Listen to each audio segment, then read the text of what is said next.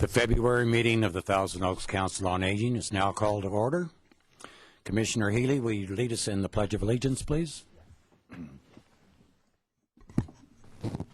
pledge allegiance to the flag of the United States of America and to the republic for which it stands, one nation, under God, indivisible, with liberty and justice for all. Francine, would you call the roll? Absolutely. Commissioner Borge? Here. Commissioner Fotheringham is absent. Commissioner Grimm? Welcome to February. Commissioner Healy? Here. Commissioner Loomis? El mes de mi cumpleaños. Commissioner Norkin? Commissioner Shentes? Commissioner Seardon? Commissioner Wing? Thank you. Thank you. On to item agenda 4, public comments. Our first speaker will be Mike Hauser from the city of Thousand Oaks. Mike. Good afternoon, Chair and members of the council. It's been about 6 months, I think, since the last time I was here to kind of give an update on transit and Thousand Oaks Transit in the community. So I wanted to stop by today and give you kind of an update on what's happened in the last few months. Somebody's saying that I need to get closer to the microphone. I'm happy to report that many of the policies and procedures that came out of the Senior Adult Master Plan Transportation Subcommittee have been implemented, and they are working the way that we had hoped they would. Our new reservation policies, which went into effect August 15th, have greatly reduced the number of on-demand reservations that we have to take. We've had many more advanced reservation, and in turn what that has done is helped us with our on-time performance and greatly shortening our wait times. It was a situation where I would take several calls a week from a resident who was complaining about how long they had to wait for a reserved ride, and those calls have all but vanished now, so we've been doing a really good job with that. I want to let you know that we're going to be adding 2 additional dial-a-ride vehicles sometime in March, and that will increase our fleet to 19 vehicles in total. Just to remind you, Thousand Oaks Transit is the largest provider of senior and disabled transportation services in the county. And so we are really proud of that, and we want to continue to build on the momentum that we have with that. For those of you who may not be aware, we're also now providing service to the city of Westlake Village. So if you have appointments or particular places that you like to go in Westlake Village, you can take advantage of Thousand Oaks Dial-A-Ride to do that as well. Looking forward to the future, some of the things that we're looking at right now include the possibility of doing online reservations 24/7, and also the idea of going to a cashless system for those people that want to. And basically what you would do is you would set up what amounts to a bank account to where your rides would be drawn off of that, so it wouldn't be necessary anymore to either carry cash or to purchase the Dial-A-Ride trip tickets. And so that's an enhancement in our service that we're looking at. Another thing that we're looking at is, and we've had it twice before with limited success, but there's still a need out in the community, and that's for shuttle services to Kaiser Hospital in Woodland Hills. And so we're currently in negotiations with another agency, and hopefully within the next 2 to 3 months I'll be able to come back to you with some positive results for that. With respect to the bus service, our having weekend Saturday bus service remains a priority both for my side as the transit manager, and of course as the Senior Adult Master Plan Transportation Committee. That's our #1 priority. We're ready to go with that as soon as we can find the funding to do it. But I'm hopeful this year that there may be some grant opportunities that may be possible for us to implement that as soon as sometime next year. So it's something we continue to work on. It's our highest priority with respect to bus service. I'm happy to report that our new program of allowing people with the senior dial-a-ride cards and the ADA cards to ride the buses for free has been received very positively. Our senior adult ridership on the buses is way up. It's up considerably prior to us implementing that program, and at the same time our demand for the dial-a-ride service has leveled off, which helps us financially because the dial-a-ride service is so much more expensive to provide than bus service. We're also working on a cooperative program with another agency to provide a summer beach bus service this year, which is something we haven't done before. And so we're working on that, and hopefully sometime around March or April we'll be able to announce that. And what that will do is give residents the opportunity 3 times a week for a very low cost to take a bus with all of their belongings, their surfboards, beach chairs, and whatever, to the beach, enjoy a day at the beach, and come on back for a very nominal cost. Regionally, a couple things I want to make the council aware of. This Monday, February 6th, at 1:30 p.m. at the Camarillo City Hall, the Ventura County Transportation Commission will hold their annual Unmet Transit Needs public hearing. This is an opportunity for the public to let the transit administration, transit planning folks in the county know of any transit-related things that you think aren't being provided at this time.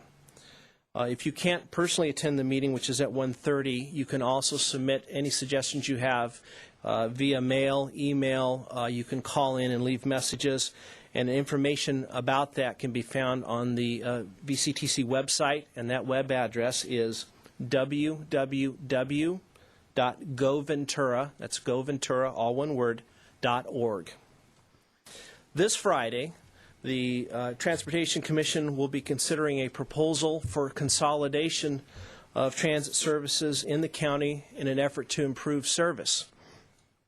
This is part of an 18-month study that the Commission has been undertaking, and it's in response to Senate Bill 716, which requires that the cities, we receive transportation development funds, or ACT funds, and that's a 1/4 cent sales tax on all purchases. We're required, beginning on July 1st of 2014, to use all of those funds for transit only.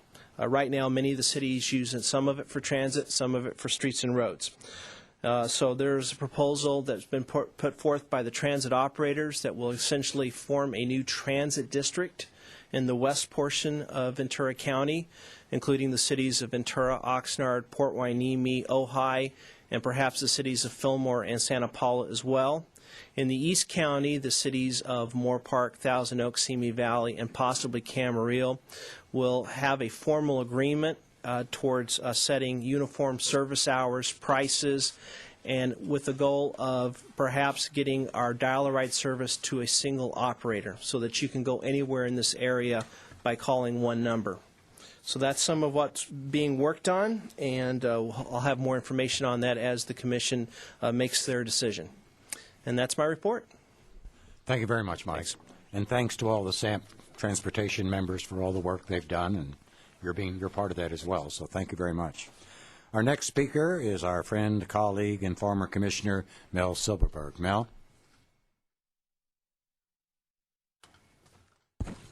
Thank you, Jim. Good afternoon, members of the Council on Aging. I wanted to bring to your attention a number of very important meetings that take place twice a month at the Canea Recreation and Park District at the Board of Directors meetings. They meet on the second and they meet on the first and third Thursday of every month. I mention that because a lot of the deliberations that they're going to be going through over the next months and beyond, I think are going to impact things that affect this commission as well as SAM project, and in particular the work being done by the SAM Recreation Implementation Committee. For example, tomorrow, February 2nd, 7:30 at the Hillcrest Center, 403 West Hillcrest Drive, Thousand Oaks, up on the hill. They will have their regular meeting. One can make public comments at these meetings on topics related to either the agenda or topics of interest to recreation and so forth. In particular, I'm focusing here on the advocating for the seniors of this area.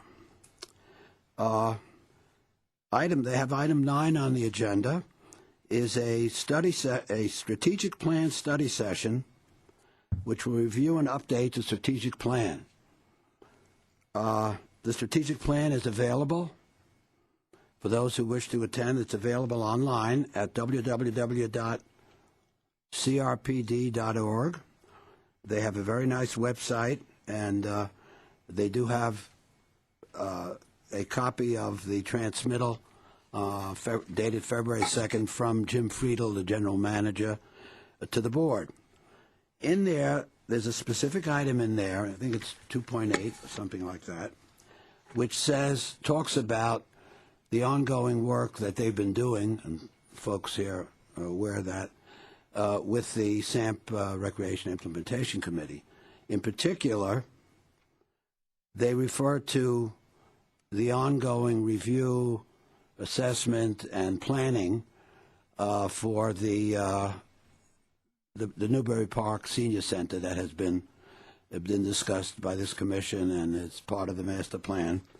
And a lot of progress has been made between, as I understand, between staff and CRPD staff and the folks here, like Gene Borghi and the Recreation Implementation Committee. Basically, right now, if you look at it, the current plan, and by the way, comments can be made during the session about the plan. And there are three things in there which need to be pushed. They refer to a short, medium, and long-term outlook. Okay, I find that very non-quantitative, and I don't know what to do with that.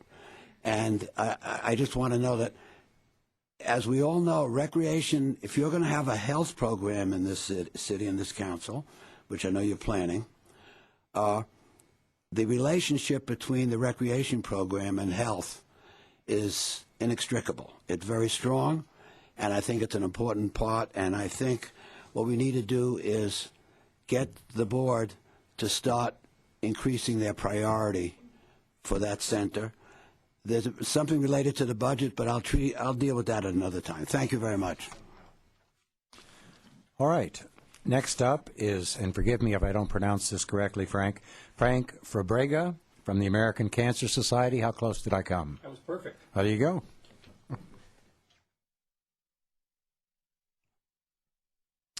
First of all, on behalf of the American Cancer Society and Relay for Life, I'd like to thank the Council on Aging for allowing us to be here today. I'm here to talk about Relay for Life. Relay for Life is a 24-hour event in the community where people come out and spend the 24 hours walking the track and camping out and joining other cancer survivors. Relay for Life starts with an opening ceremony at 10 o'clock in the morning, and that's where we have our caregivers and our cancer survivors start with the opening lap, and we as participants get to celebrate and thank them for what they've done and succeeded with their cancer. At night, we have our luminaria ceremony. That's the moment where we can honor those that have passed cancer and remember those that have died from cancer. We also want to support our cancer survivors there. On Sunday morning, we have our Fight Back. That's where we make our personal commitment for us to do something to help one of our friends, families, to go get checks, change their diet, be a healthier person for that one time in the day, and that way they can continue to live a healthier lifestyle. Throughout the 24-hour event, we have some incredible entertainment and activities. What we need we're looking for teams from our senior population. Our teams are anywhere from 8 to 15, and why we have teams of 8 to 15 is because we'd like to have one participant on the track for the 24-hour event. We're also looking for businesses, hospitals, schools, place of worships to join us. This is truly a community event. The way we raise money on this fundraiser is that we ask each team participant to raise a minimum of $100. And again, Relay for Life is an excellent opportunity to businesses in this community get involved to show that they are committed to end and find a cure for cancer. All proceeds go to the American Cancer Society, and they further their education programs, patient programs, and also critical cancer research. On February 27th, we're going to have a community rally, and that's where we invite our members of our community to join us at the Thousand Oaks Library. At that time, we'll talk about Relay, and they can get more information in regards to how to get involved with Relay for Life. Our event is going to be held on May 19th at Conejo Creek Park here in Thousand Oaks. And our website for those that want to learn more is www.relayforlife.org/Thousand Oaks, California. I know that your quote is, live well, age well. We'd like our senior community to join us at our Relay for Life and live well and age well. Thank you. Thank you, Frank. Next up, from Senior Concerns Advocates, our dear friend Brenda Birdwell. Brenda? Good afternoon and happy February to everyone. Nice to see you all today. I'm here to talk about some things that are going to be coming up this month at Senior Concerns. As most of you know, Senior Concerns is a nonprofit organization in Thousand Oaks that helps seniors stay in their home and the caregivers that support them. We have an adult day center, we have caregiver support groups, we have case managers, we have senior advocates, and we're here to help as much as we can with the seniors in the community. This coming Saturday, February the 4th at 9 o'clock, I'll be speaking at the Monte Vista Presbyterian Church. The address there is 3797 West Lynn Road in Newbury Park, California.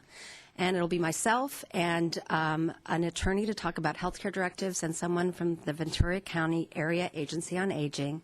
And we'll be talking about different senior issues. This coming next Wednesday, February the 8th at 1:30, Betty Berry will be teaching Let's Look at Our Driving Abilities class at the Westlake Village Civic Center. That's at 31200 East Oak Crest Drive, and she helps you assess your driving abilities. Also, Betty does a weekly column in the Ventura County Star on Wednesdays. Andrea Gallagher does a column in the Acorn called The Other Side of 50. Tuesday, February the 14th at 4 o'clock, we continue our Solving the Aging Puzzle series. This is going to be the Caregiver Roller Coaster, Caring for the Caregiver. And Dr. Lisa Hayden, a research psychologist, is going to be speaking then. Respite care will be available. I'm also going to be at the Moore Park Active Adult Center the fourth Wednesday of the month. I started in January. I'll be there from 9 o'clock on. So the next time I'll be there is February the 22nd. All of the information that I'm talking about you can find on the Senior Concerns website. That's www.seniorconcerns.org.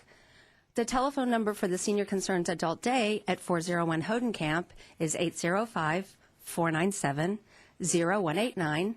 I have an office at the Goebel Senior Center that I share with Betty Berry. Our number is 805-495-6250, and we look forward to hearing from you. Thank you, Brenda. Next up, former Miss Senior California from 2007 and director of the Miss Senior California pageant, our dear friend Susan Cashman. Susan? Thank you very much, Jim and the board, for having me back again. It's a pleasure to see all of you. I'm going to tell you briefly a little bit about the Miss Senior Conejo Valley pageant. We are one of now 7 preliminary pageants throughout the state of California. We have a new member, and that is Long Beach, that is coming aboard this year. And I am so proud of the Miss Senior California pageant. We are now incorporated.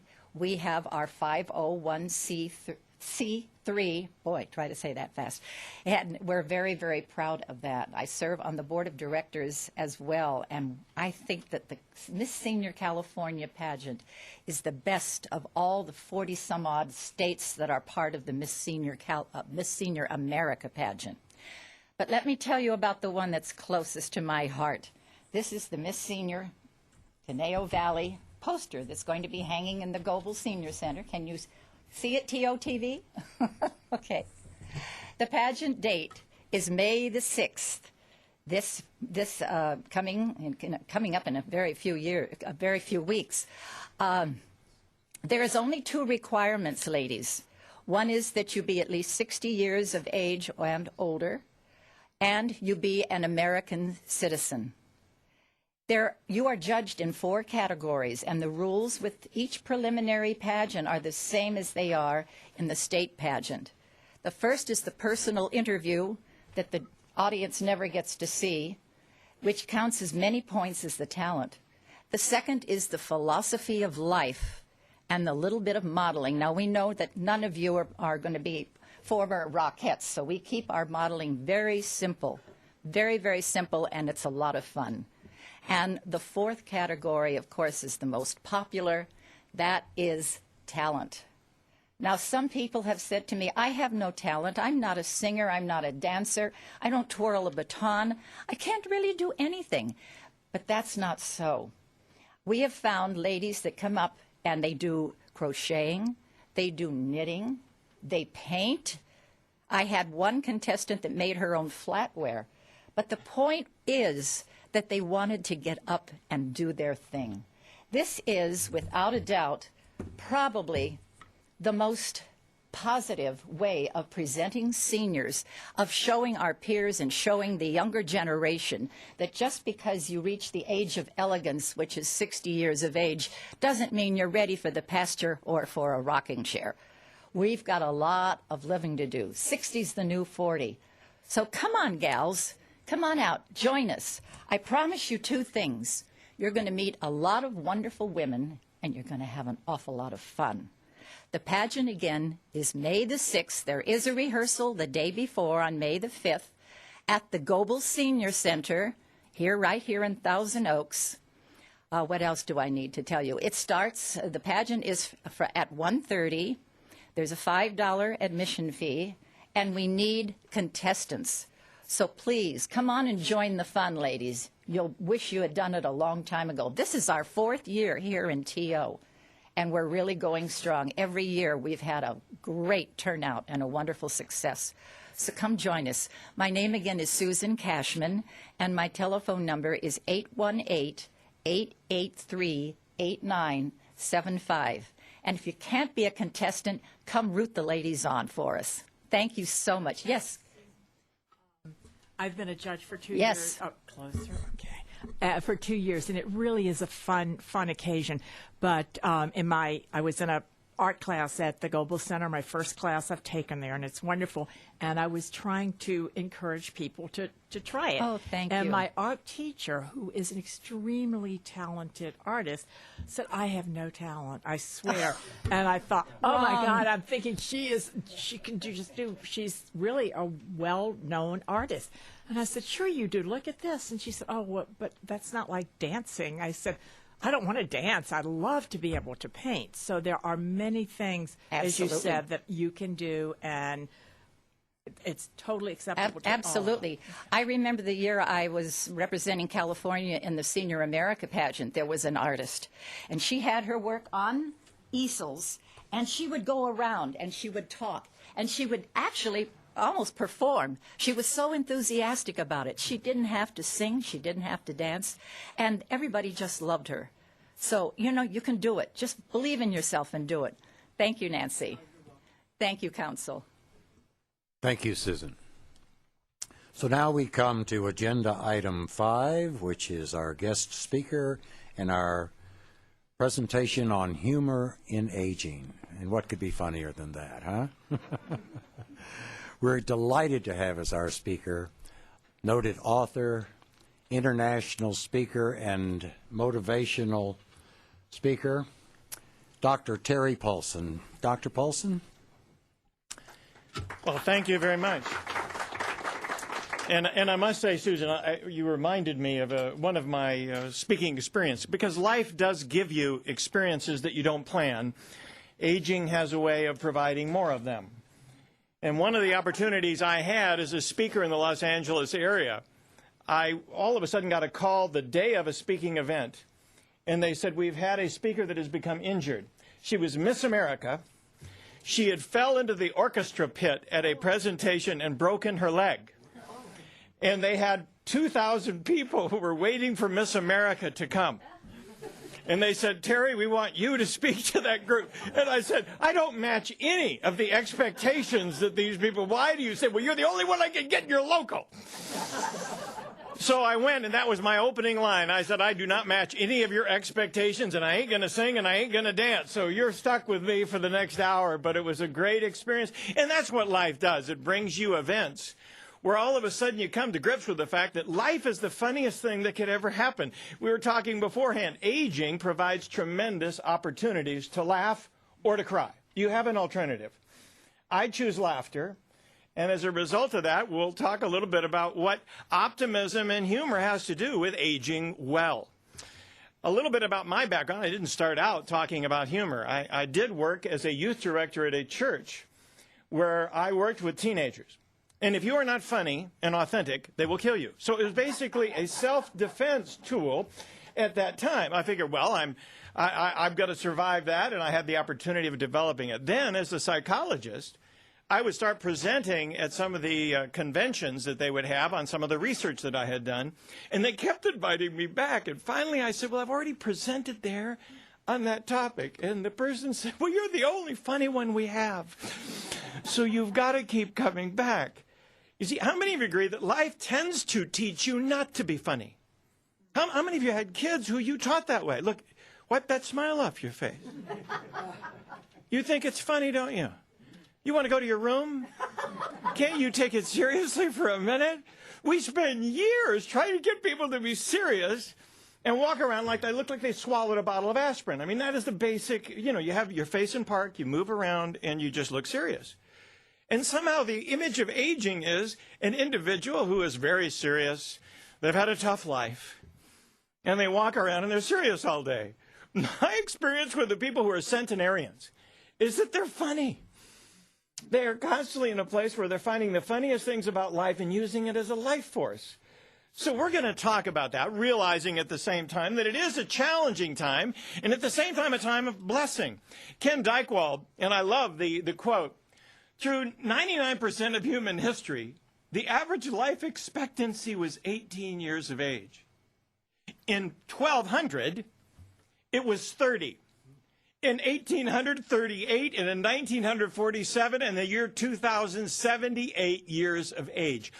2/3 of the people who have ever lived past 65 throughout history are alive today. Think about that for a minute. For most of human history, people didn't get to laugh. They weren't alive. All right, when you get right down to it, and we are increasing that number. It's been estimated. In fact, I had a genealogist talk to me, and he said that they anticipated that a child born today could expect to have a life expectancy of 145 years. Now, that would mean if you retired at 65. That's a lot of golf. That's all I got to say. You're going to be playing a lot. You'd have more life after retirement than before. The LA Times, so we know it's true, made this statement. They said that approximately the fastest growing demographic is the 90 to 100 in terms of percentage growth. More people in that age range, 3% of them are still working full time. 1,200 of them are physicians. This concerns me. I don't know about you, but I don't want to go to a physician that's 100. We'll start with bloodletting, then we'll see if we'll do something modern. This is a bad sign.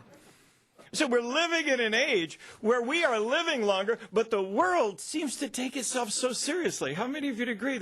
All it is negative news. And we have a real challenge with that. I love this particular quote here. If we can go to the next slide. Is it working there? All right. Oh, no, we're going backwards. That's all right. George Washington University study monitoring 100 nights of evening news documented 8,600 negative to 370 positive news items.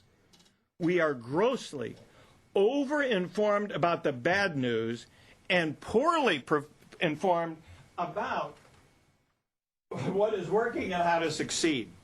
So what that basically means is we get all the negative news. I talked to the head of NBC News. I asked him, I said, why do we just have negative news? He said, Terry, we have very good data. We know exactly what people want to watch. We have to have 90% negative, 10% human interest. And if they don't watch that, they'll turn to another channel to find out what's really going on. He said, for every day of the week, he said, I'm embarrassed to tell you this, we have past footage of past disasters. So if there's no current disaster, we can have an anniversary of an old one. I mean, think about it. Princess Di dies every week. I mean, you know, every year we see Princess Di dying. She's got a little bit more of the tunnel. We are inundated with negative news. In spite of the fact there are positive things happening all the time in people's lives. And we need to celebrate that as part of what we do in life. How many of you enjoyed Paul Harvey? I love Paul Harvey when he would count the rest of the story. I love this quote. In times like this, I try to remember there have always been times like this. What is the gift of age? Perspective. Because you've been through difficult times and you've survived. They talk about difficult times being terrible right now. I believe it's one of the best things for our younger generation that all of a sudden they're having times that are not easy. Because they've had it too well. My son came to me at 16 and he said, are you going to buy me a car? I said, no, I'm not going to buy you a car. He said, well, everybody gets a car. And I said, I don't think that's true. And even if it were true, it'll be everybody minus one. You will be the only one without a car. You will be a leader. Think it through. You could be the designated rider. I mean, everybody else will have a car. You'll be the only one without one. And he said, how did I get you? He said, how am I going to get the money? I said, well, you either work for somebody else, you start a company, or you sell, or you do something else, and you find a way to make money. And here's the problem. No matter how much money you make, save some of it. So that when you want to buy a car, you have the money. You invested in the wrong CDs. We got far too many people who did not save anything for these difficult times. How many of you grew up in homes who went through the Depression or had to go through difficult times? Your parents knew about those times, and as a result of that, you're more prepared for any disaster that occurs. What brings us optimism in life? It's classic. Optimism comes not from Pollyanna thinking, but a track record of overcoming obstacles. The more obstacles you've overcome, the more likely it is you believe you're going to do it again. So what aging does is provides you a history, constant history of your ability to handle what obstacles are out there. And then as a result of that, we are more confident in our ability to do it again. So our job is to sustain that. Take me to your laughter to find perspective. I guarantee you some of your best friends that you value the most, members of your family that you value the most, have a sense of humor. It has been rated as one of the top 3 attributes, personally and professionally, because it's enduring. Salespeople, almost all have a sense of humor. Why? Because you're trying to get heard. And humor is one of the ways we break through and we create a sense of joy that allows us to be valued. In a world that is way too serious, we love a few people who can bring us joy. In fact, that's why some of you are here today. I need a laugh. How many of you had times you needed to go to a comedy? A comedy is the only thing that you can watch because it's been a tough time. Our job is to make sure that we build on that. A couple of things, just to keep your humor in aging. Carol Bennett, count your blessings that you don't see good, dear, because I don't look so good. Isn't that a great thing about aging? By the time you get older, you can't see anything that's wrong with you because you can't see well enough to really pick it out. Mostly, I just get older without ever actually reaching maturity. That is my current plan. See, how many of you agree? Aging is a function not just of the age that we have, but our mental attitude and how we approach things. I have seen people that are 100 years old that are more like a teenager than some people who are in their 20s or 30s who have lost their ability to keep perspective and a sense of humor about life. Our job is to build that. Here's another one that I find helpful. It's better to be over the hill than under the hill. Cabot Robert was one of the original speakers, started the National Speakers Association, and he started his speaking career at 60. That's when he started to speak, and he was out there speaking well into his 80s as a result of his effectiveness. You see, I don't care what your age, as long as you can have your vibrant life, not only can you be Miss California or Miss Conejo Valley, you can be in a position where you are enjoying your life and bringing joy to other people. Another quote I love to look at. We're only young once, but with humor, we can be immature forever. My wife will sometimes say, I don't want to go with you because you shouldn't be wearing that. How many of you ever had, and I said, well, this is what I want to wear. I said, but people are going to see you. And I said, I don't care anymore. How many of you agree? The older you get, who cares? As a result of that, be who you are. One of the great gifts of aging is you don't have to pretend anymore. All the people who knew you when you were a teenager are dead anyway, so it's okay. There's no one there to check your evidence. I love this next one. I think we go there. Here we go. All right, here we got. Is that going?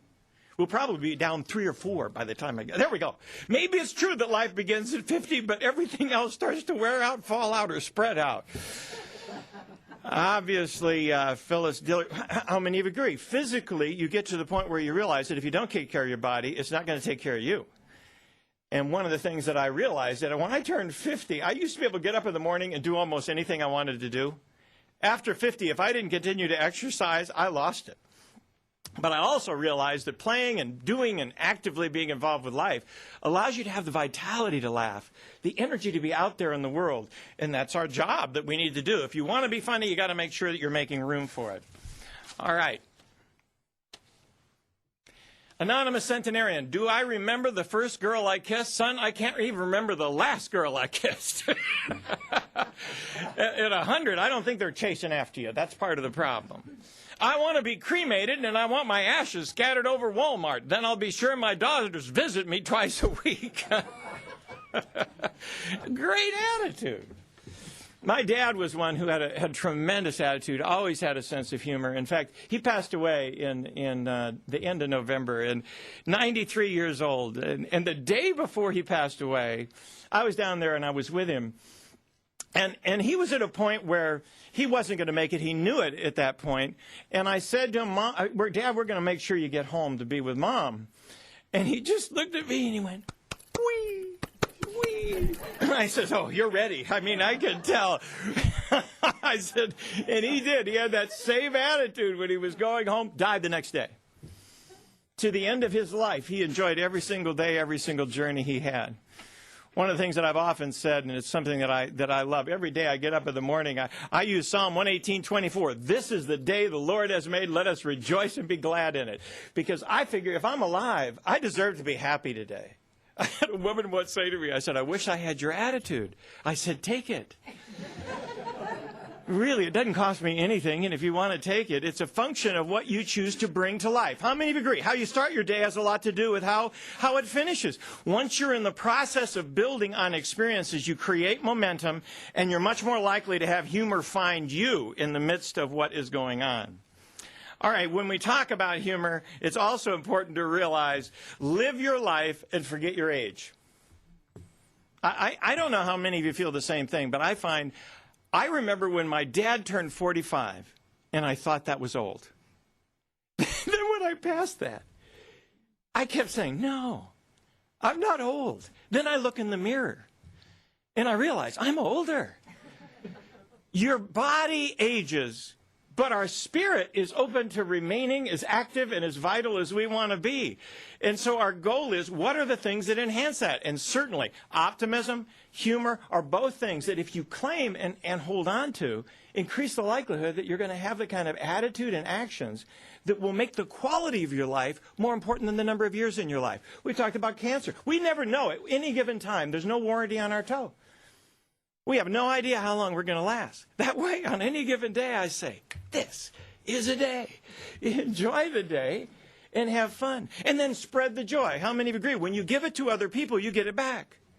Every once in a while, I'll be at a mall or I'll be at a place and I'll just go up to somebody and I go, I love your smile. I love the energy you bring. And then I go, bye. And they go, where'd he come from? Why is he doing that? Just have fun. When I go into elevators, sometimes I just turn around and face everybody else. You know, and if there are too many of them, just say, I want to let you know I called the meeting here today. You know, and it's just fun. Then they leave and they wonder, what happened to that man? He must be a therapist or something. You know, or need one. Maybe that's the other side of it. Martin Seligman did the original research in this area of optimism. Called Learned Helplessness was his first book. Nobody bought it because nobody wanted to be helpless. Many give way to victim thinking and the depression of our age, which is learned helplessness. Nothing I do will make any difference in what happens to me. Now, why does that happen? It happens because we spend too much time looking at national items. It used to be in a small community like this, the only paper we'd have would be local, and the only issues that would be in there were things that were happening locally. You still had to fill the paper. So what they would do is they'd take a picture of Martha in the ditch. That was the only news that happened that day. Then you'd have a church social bringing casseroles to help Martha and the family. And every problem you faced were problems you could do something about. Now what we face is a world where disasters are brought to your doorstep within 2 minutes and you can't do anything about any of them. All we do is spend our time awfulizing how terrible it is. So instead of awfulizing, that's why a lot of people turn the television off and they get involved locally. That's why community involvement is one of the best things we do for mental health. Council on Aging, why I love to be a part of this. You're planning for activities that allow people to stay engaged in life and make a difference. And when you do that, that is the best investment in quality of life. That's what we're trying to see more of, and it's a responsibility to build that and to make sure that it happens. All right.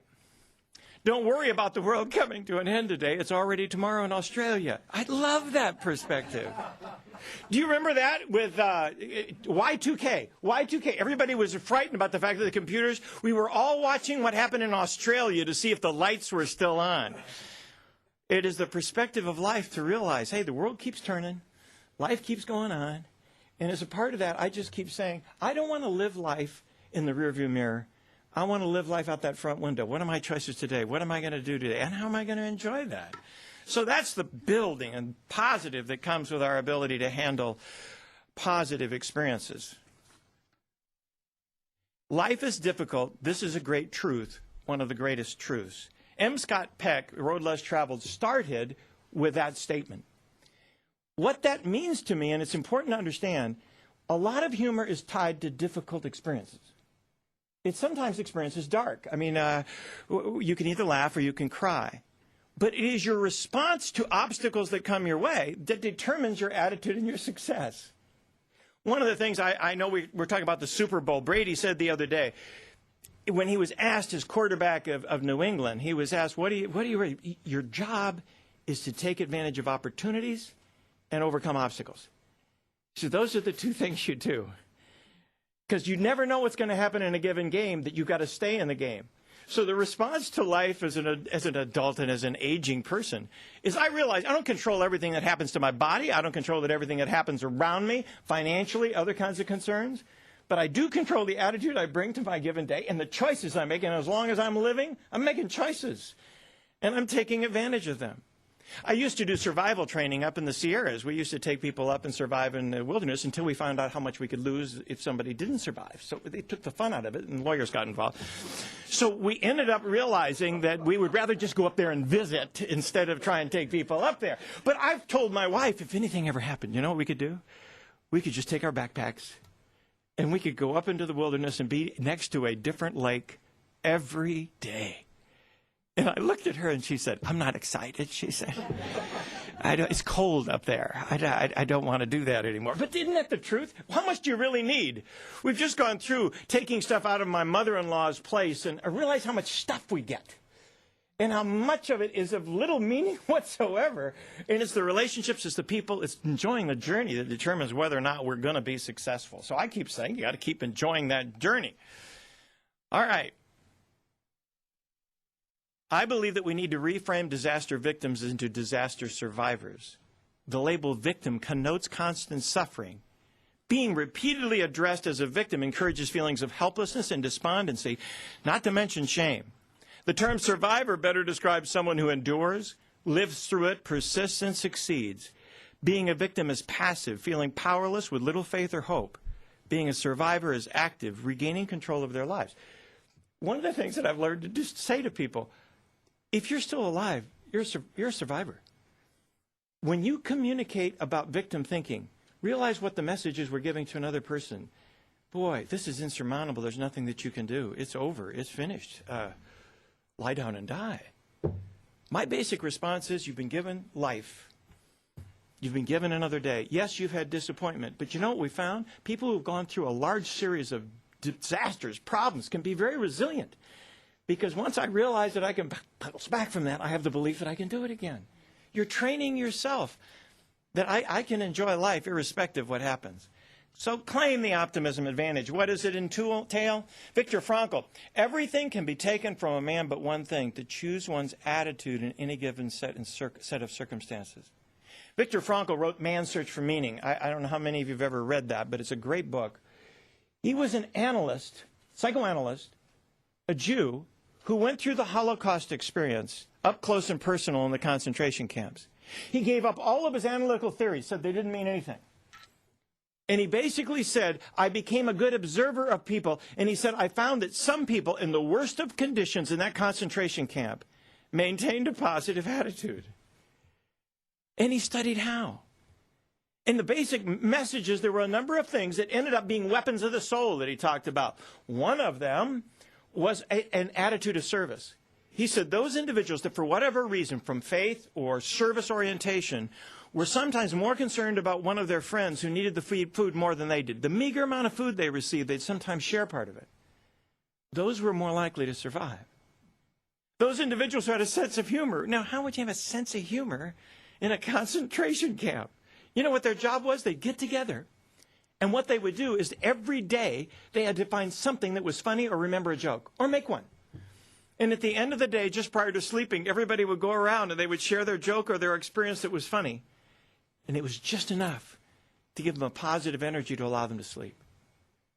What are the weapons of your soul? What gives you joy in the midst of the difficult times? That's the challenge that we try and build on, whether from optimism or from a sense of humor. Both of them are critical.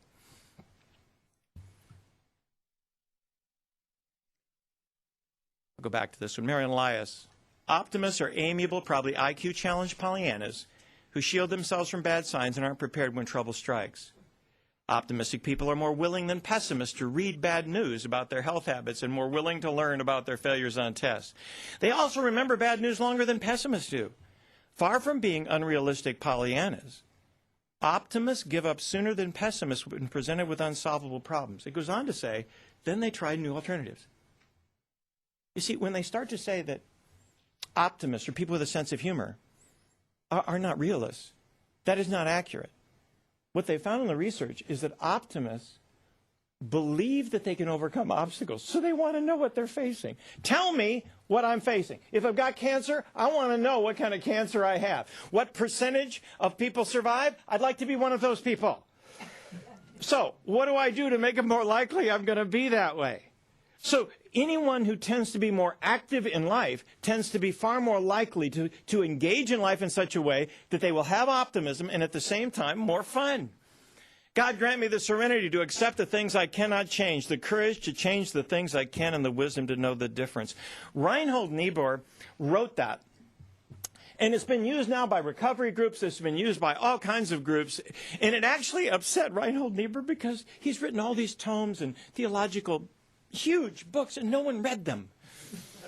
But they love this so much, they use it all over the place. So it's kind of what he gave as a legacy, but it is the cornerstone of what optimism is about. There are certain things you don't control. How many agree in aging, there are a lot of things you don't control. Things start to not work as well. But when it comes right down to that, I don't control that, but I control what I do to make it more likely I get the best use out of what I got left. And how do I continue to get the movement that I need that allows me to continue to stay as healthy as I possibly can? And no matter what you throw at me, I always look for what open doors are there that I can take advantage of. Yes, I may lose people. We lose more. I believe life prepares you for loss because the older you get, the more people you lose. And it's sad and it's tough and we go through loss and we go through grieving.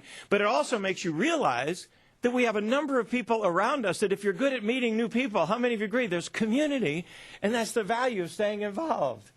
That's also where humor ends up being such a great tool in making sure that we can involve ourselves and do it in an effective manner. Those who have a why to live can bear almost any how. What's your why?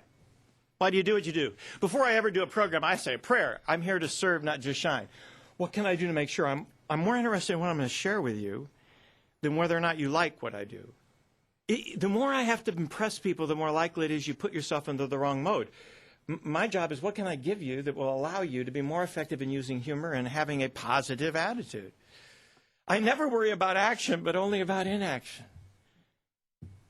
You see, whenever I remember talking to one lady who I was counseling, and she said, I just need to get my head together. I just don't know what to do. I looked at her and I said, don't go in there. I've seen what's in your head. It's not good.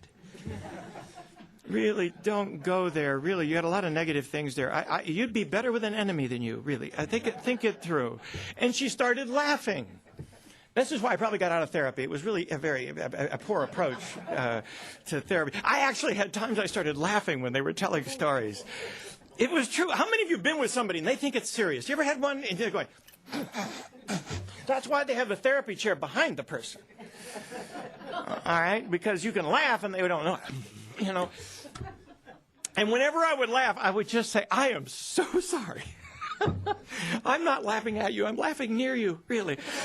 It's because what you did is very much like what happened to me. And then I tell them my story. How many of you agree? Some of the best stories in your life that are funny were not funny at the time. Yes. Right? At the time, they were painful. And then over years of telling the story, it's become one of your favorites. Because life gives you those experiences, and it's our responsibility to enjoy the journey. Have fun. That's part of what we're giving you permission to do, no matter what it is. You miss 100% of the shots you never take. People keep waiting to do things, and I keep saying, oh, do it. What's the worst that can happen? You aren't going to enjoy it. Get involved. The more things you do, the more likely it is you find what you enjoy doing. Be engaged in life. I had a woman tell me, I know you're right. It means I got to go back to school to do what I got to do. And I said, well, schools are making it easier. Night school. Go to night school. Do this. She said, well, I'm tired. She was 23. I felt like saying to her, it's a long life. You're going to be even more tired later, 23. If I didn't say, she said, I know you're right, but if I take it one course at a time, by the time I get the degree of what I really want to do, I'll probably be 45.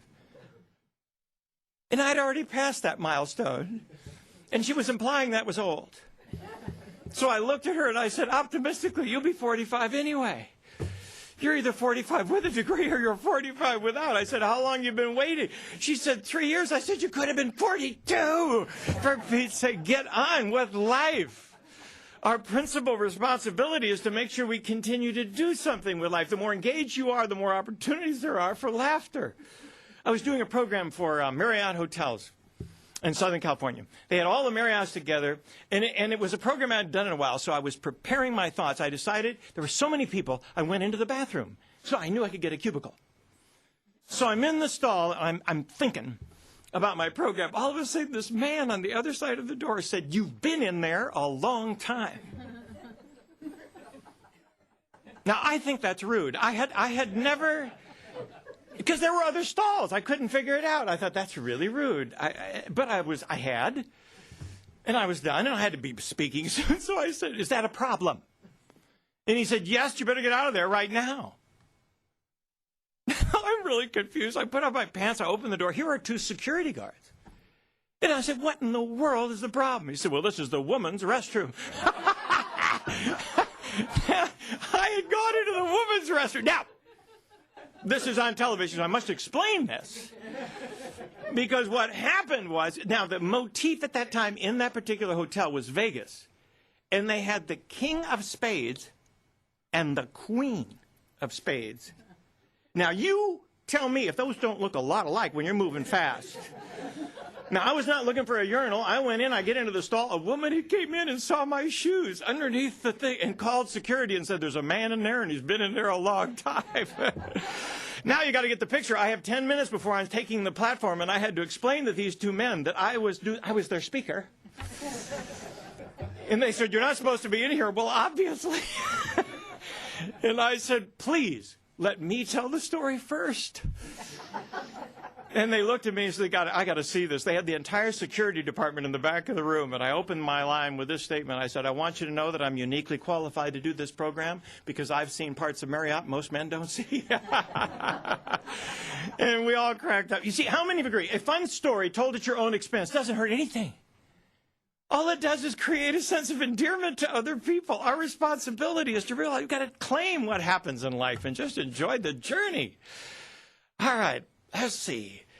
If at first you don't succeed, try again, then quit. There's no use being a damn fool about it. One of the things I've learned about aging is you can't do everything. There are certain things you can no longer do. I'm not going to do some of these things. These bungee jumping. What if you lie about your weight? You know, when you hit the ground or something, you know, those are bad signs. There are certain things I'm never going to do. That's all right. But there's so many things left I can do. Life is about taking what is available and enjoying the journey and staying involved. Stop doing what you aren't enjoying anymore. How many of you agree? Sometimes we get into a place where we just start doing things and we've kept doing it for a long time. Does it still serve you? It's kind of like cleaning out your house, getting rid of the things you don't need. There are things on your schedule you don't need. What are the things that bring you joy? I always say to my volunteer efforts, I always time limit my volunteer efforts because I figure if I do it too long, I'm no longer as excited about it. What are the things that you need to do that you keep doing until you're excited about it, then you continue to enjoy it? There's been an alarming increase in the number of things I know nothing about. How many of you can relate to that? You ever been to a program and you're sitting there going, I have no idea what they're even talking about? And then you see somebody taking notes, so you go to the restroom, you follow them. And you ask the person, what was that guy talking about? Well, I don't know. And you know, we were taking notes. Why were you taking notes? He says, well, it's my grocery list. Had to figure out what I was going to do when I leave here. See, how many of you love people who can admit what they don't know? Isn't it a joy that you get to a point where you don't care anymore, where you can just raise your head? Would you please say that a different way? Because I'm not with you yet. Then what happens when you do that? How many agree? Everybody in the room is thankful for you. They come up to you in the restroom and they're saying, I'm so glad you asked that question because I didn't understand either and I'd rather you look stupid than me. I mean, it's just a personal thing. You see, I think the older you get, the more you ask stupid questions. And the more, if you're really going to be healthy, you keep learning. How many of you agree? The more you learn, the more exciting life is. What a gift we are in to be in a place where we can learn how to use a computer. We can learn all these different things that get to happen. In fact, seniors are using some of those activities more than others are because we have the time to use them. And once we learn how to use them, we get used to sharing that with other people. That's why the internet and the websites and Google, who needs a book anymore? Just Google anything. And I get to find out what's happening with aging in this community or anything else that we're involved with. We just got to make sure that we continue to learn. In fact, Alvin Toffler said it, but that wasn't what he said.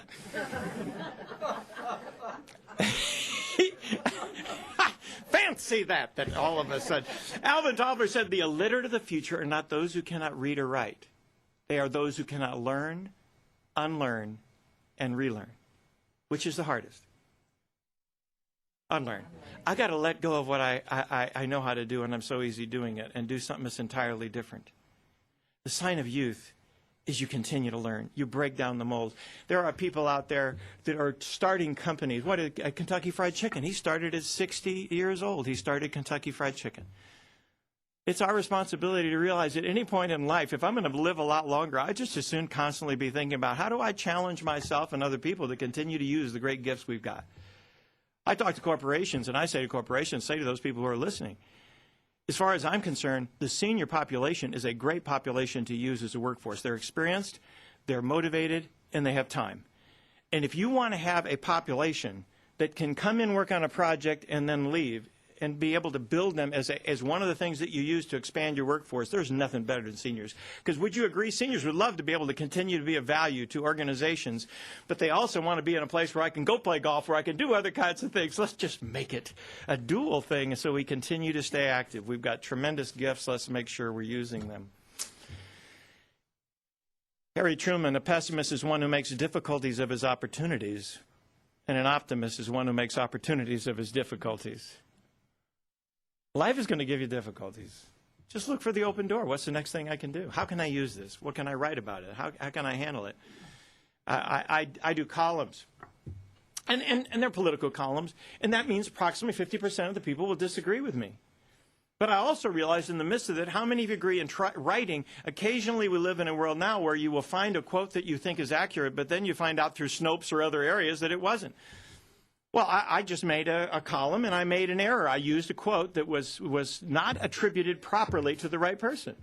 Well, as soon as I became aware of it, I immediately wrote the editor. I said, look, this is not attributed. He said, well, we don't have any, we're not used to doing it. I said, look, you've got to take responsibility for when you make an error, Because if you can't take responsibilities for error, then you got to hide everything. Hidden problems become big problems. Our job is to be in a place where we continue to take responsibility, even when we're wrong. And that's why our job is to make sure that we continue to keep our perspective as we move forward and continue to learn. Take your life seriously and yourself lightly. Sometimes you just need to look reality in the eye and deny it. Isn't that great? I just love that. When people start to say, well, you know, you're going to get older and you're not, well, I'm going to test that. You know, I know I'm going to get older, but as far as I'm concerned, I'm going to stay as active as I possibly can. I want to do those kind of rallies where we walk around 24 hours. Wow. I think the seniors need a little bit larger group than the 14. That's a lot of time to be walking around. How about this one? Every day, everybody has used the expression, someday we'll laugh about this. My question is, why wait? You see, a lot of people have the eye of the tiger. I have the eye of the loon. The eye of the loon. I am looking for funny things. And so if anything funny, I look at the paper, if all of a sudden something funny, did you read this? How many of you agree headlines are often funny? Because that's what they do at newspapers. They go, what's a funny way I can twist this, or I can take it, I can use it. When you are looking for the fun in life, it's all there. It's amazing to me how many people don't see things that are happening. This one teenager, I remember when I was working with kids, he was picking up this one kid, one girl, and she said, put me down. And she said, well, you're fat and you're ugly. And all of a sudden, she started to laugh. Well, that was not the put down I was thinking about.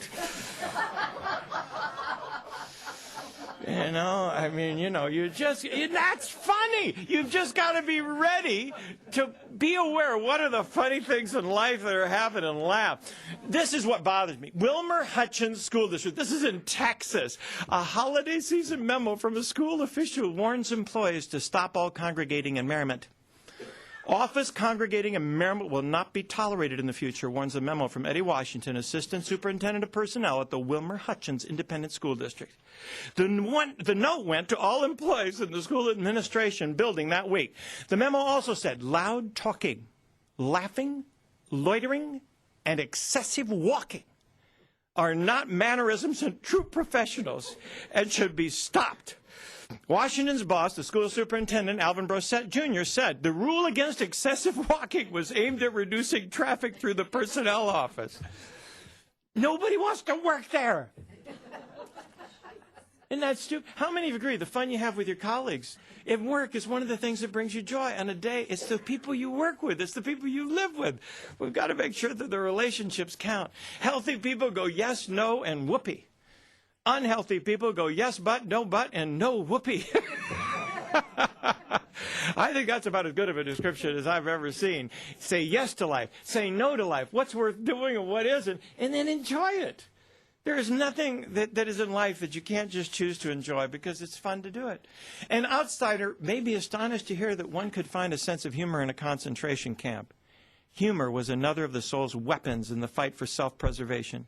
It can afford an aloofness and an ability to rise above any situation, even if only for a few seconds. They also found that one of the ways that they survived was memory. They would go back to memorable experiences that were funny, their loved ones that they cared about, and just a moment of time going back to a memory would either bring the laughter, it'd bring the joy, it'd bring the closeness. Our brain is amazing.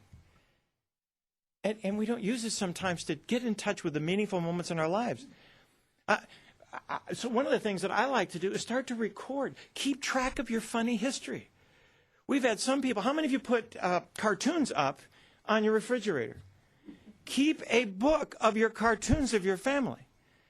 Your family, you can tell more about your family by what you laugh at than anything else, any pictures you ever put up, because what you laugh at is your culture. That's who you are. When you find something that's funny, start collecting them. I collect them. Thomas Edison, when he passed away, they found in his upper left-hand drawer filled with quips and stories and jokes and quotes that were funny, so whenever he needed innovation or creativity, he'd go in there and he'd laugh. They found in Israel a study that they did on humor. When you have a humorous incident or funny story prior to innovation and creative thinking, it increases the creativity of the group. The correlation between innovation and humor are very similar. It's a train wreck of the brain. All of a sudden, it's not funny, not funny. Oh, it's funny. You know, intersection of two crazy things, and all of a sudden we laugh. By giving yourself permission to do this, you increase the likelihood you're going to be effective. And so that's one of the others. Sanity savers. Now, some of you say, how do I keep myself ready to laugh? Develop some things you say to yourself that cause you to think humorously. Are we having fun yet? Remember, that used to be a common phrase. Are we having fun yet? You don't say that when you're having fun. You say that when you're not having fun. And then everybody in the room starts to laugh because you're not having fun. But then right away you begin to have it. Here's another one. Is this candid camera? How many of you felt that on occasion where somebody must be planning this? Life is funnier than anything you could ever write. It gives you experiences that once you start looking for them, they're there all over the place. This too shall pass. Abraham Lincoln, this was one of Abraham Lincoln's favorite statements. He would say that to himself all the time. It was one of my mother's. She was saying this about me. Someday he will leave. This too shall pass. This life is a test. It is only a test. If it had been a real life, I would have been given instructions on where to go and what to do. I say that to myself every once in a while, and it just makes me laugh. Whenever I'm in a TSA line at the airport, and I think, I'm going to miss that plane. And I just, this is going to be a good story. Weave it in somewhere along the line. We will survive. Someday this will be a great story, right? I mean, for speakers, that's life. As soon as I say, oh, this is so funny, I know I'm going to be able to use this. I have some very funny stories that I've not figured out what they mean. I'm trying to find something it means, so I have permission to share it. That's the way it works. Some days you're the bug, some days you're the windshield. That's a common statement that I say to myself. Lawrence Peter Dana realized that a sense of humor is deeper than laughter and more satisfying than comedy and delivers more rewards than merely being entertaining. A sense of humor sees the fun in everyday experiences. It's more important to have fun than it is to be funny. If you are forced to be funny all the time, it's a strain. If you like to laugh, you're a joy. How many of you know some people are just good laughers? All you have to do is have one or two good laughers, and all they have to do is start laughing and everybody joins in. It's a social event. Some people have very distinctive laughs. Give yourself permission to develop a ready laugh. Also smile more. How many of you agree? A lot of us we put our face in park. And we walk around, largely because you live in a metropolitan area, there's just too many people. So you can't say hi to everybody. There's too many people. Go, hi, hi, hi, hi, hi, hi, hi. There's just too many people. So what we do is we put our face in park, we walk by them. If you smile, they'll wonder what you're up to. They turn around to make sure you're not following them. In fact, you having fun, just do that. Walk around your neighborhood and smile. Some of the people don't even know who you are. But if you walk around 3 or 4 times and you smile and you greet people, you've created community. And you have people who will share their lives and share the ideas that make them excited. I mean, this is very important to me because as far as I'm concerned, life gives you more funny things than you can ever come up with in comedy. On television, they have to have writers to write their humor. I did a program with Second City comedians where they had seen me at one event and they wanted to have me come in and I wanted to learn from them. And they said, you have a very different question. Your question is, does it work? Does the humor work? Does it get the point across? Does it help in some way? Ours is it funny? Is it funny? Is it funny? That's why a comedian will say things that we couldn't say in social discourse in today's environment. Because how many of you agree? You can make fun of other people.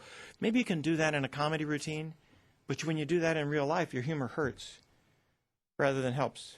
So our responsibility is to learn to find the funny things. Almost every human experience we have, other people can relate to. Why do people go to training? Why do people watch certain things? They want to know they're not alone. They want to know I'm not the only one who goes through some of these things. And when we find in the aging process that there are other people who have already gone through what we've gone through, it puts us at rest. I'm not the only one. They made it. I'm going to make it. Let's keep a perspective, and let's find a way to make sure that we realize that. Here is my this is my hospital bill when I was born. I was born in 1945, 5 days at $6 a day. They delivered me and put me in the nursery. This is good. They didn't put me in the nursery. They put me in the laundry. Charged $5 for that. Drugs $1. Total hospital bill $46. My mother told me, she said, and you weren't worth that, really.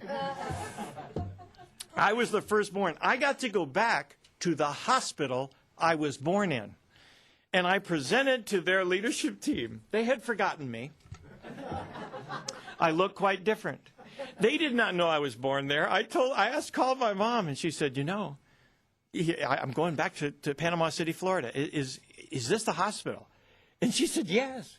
And she said, and I think I have the bill. How many of your parents had kept everything? I mean, I was the firstborn. I have my first blood on a Band-Aid. I could have DNA analysis done through my baby book.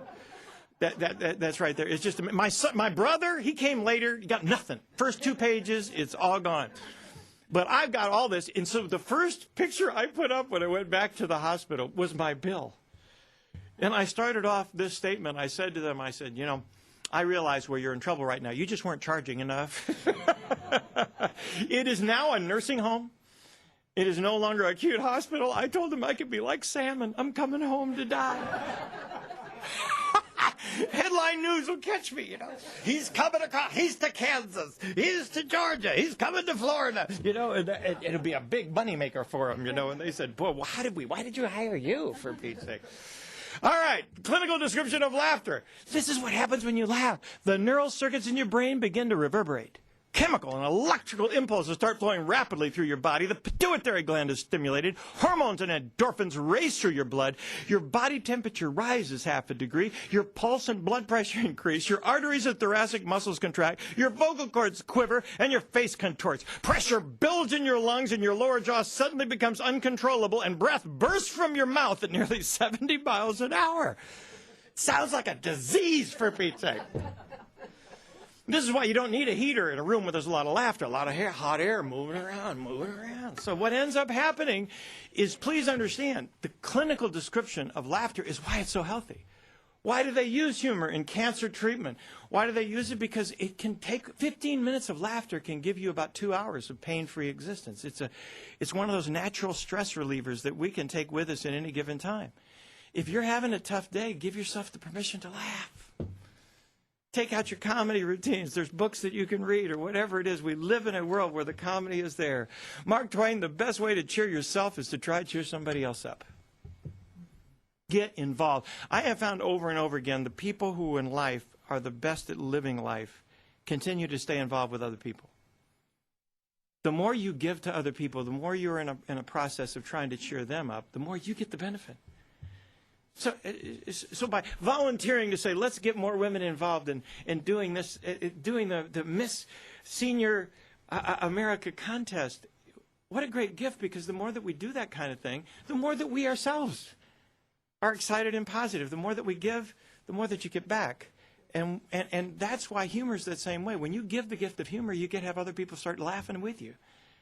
And they start remembering experiences in their life. I shared the bathroom story. I had a woman who came up right afterwards. She said, I've been in the men's room too.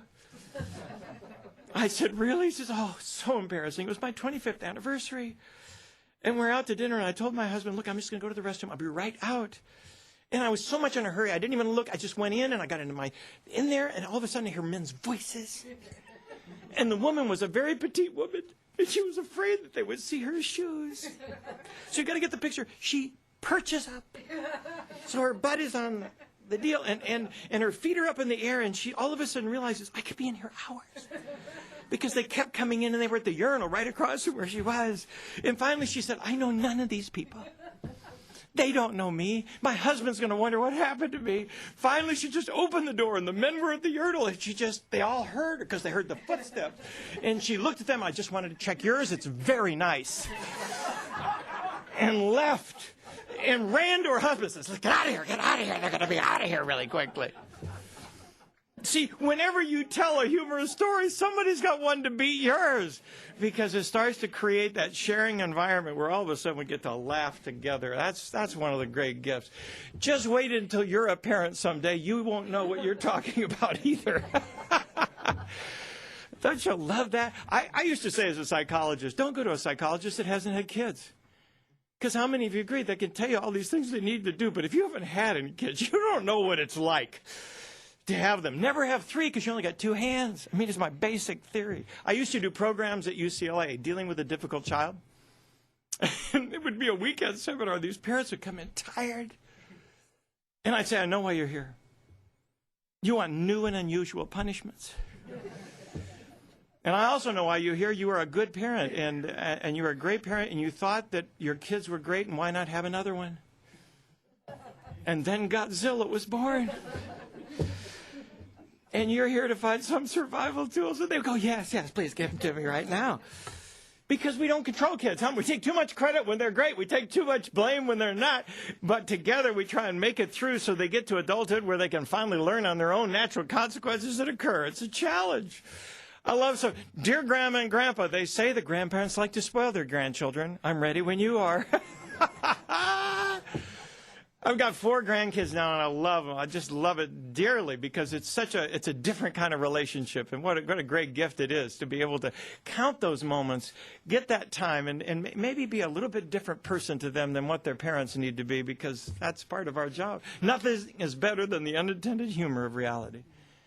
That was a time they didn't have writers, man. They just got up and they had humor and they had to go with it, and it was natural and it was quick and it was effective. I saw this, and it was a great letter that was put in the paper. Dear folks, just want to say I miss you all.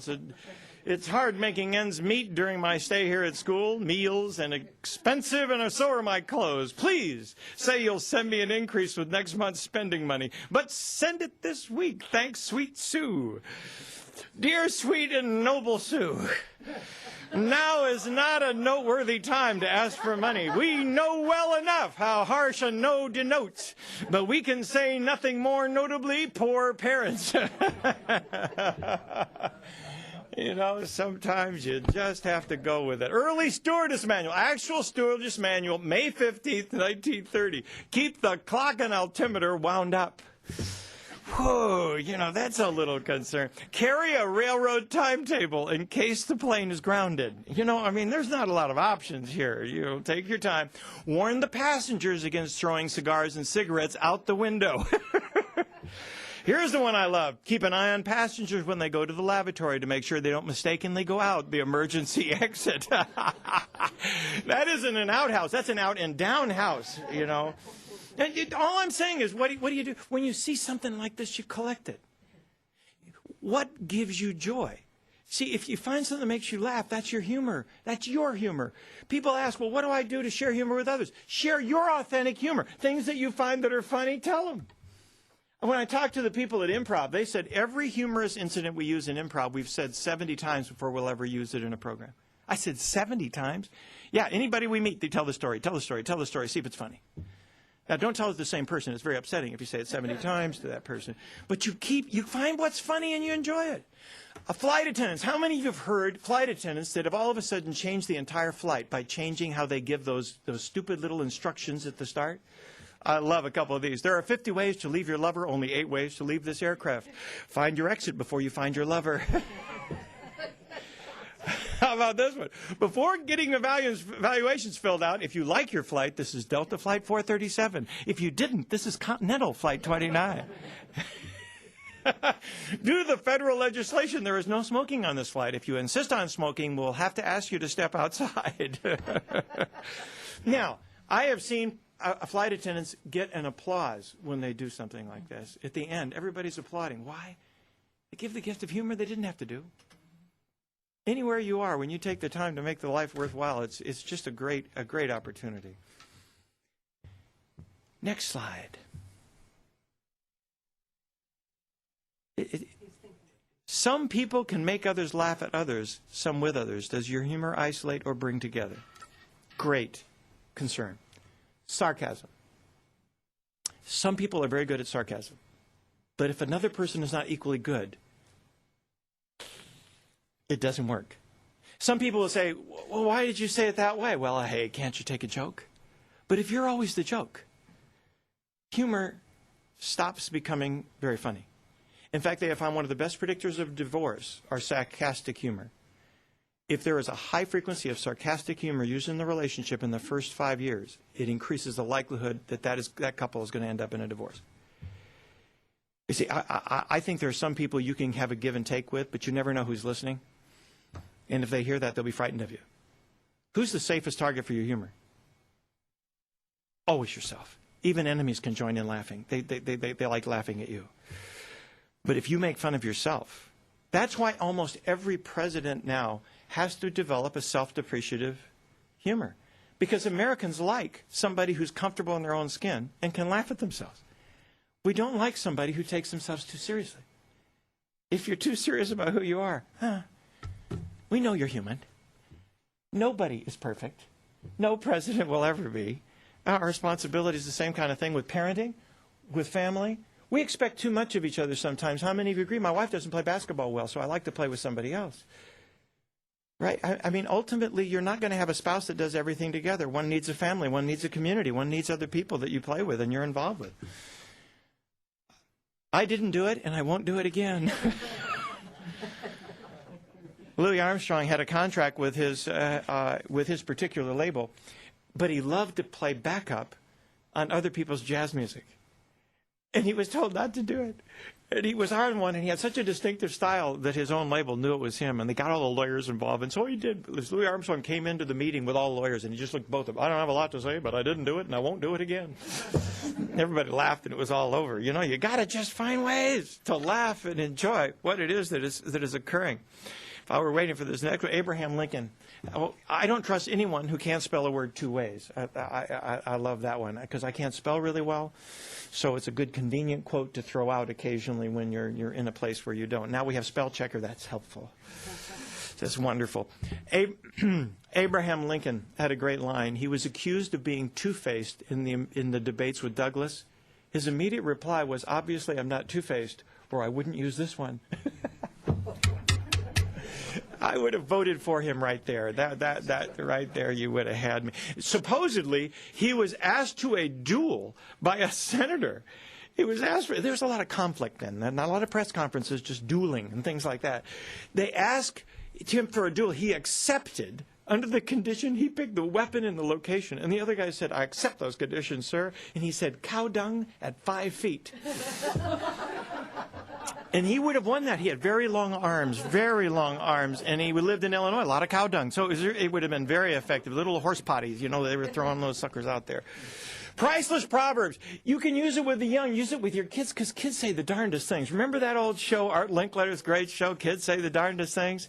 This is a teacher, Judith Stark, and what she did is she knew 4 or 5-year-old kids, 5, 6-year-old kids didn't know proverbs. So what she'd do is they use the first line of the proverb, and then kids had to come up with their own, and she would show them at parent night. And they liked it so much, she put together a book called Priceless Proverbs. A miss is as good as a mister. Women, you are making progress. When you can have this kind of thing happen, I love this. Laugh, and the world laughs with you. Cry, and you have to blow your nose. Think about that. I think that is true. It's one of the advantages of laughter. You don't have to carry Kleenex. It's a very powerful difference. This next one, for a young man at the age of 6 to figure this out, I love it. He who marries for money better be nice to his wife. Now that, gentlemen in the room, is a very wise statement. I mean, there is no question about the fact that has... How about this one? Some bank ought to use this one. A penny saved is not much. You got to go a lot further than that before it's going to be a good one. Oh, if you aren't having fun, fix the problem before it becomes serious. Ask for help if you need it, and if you can't fix it and won't ask for help, please go away before you spoil the fun for the rest of us. Russ Walden was a president of a company, and that was on his list of truths.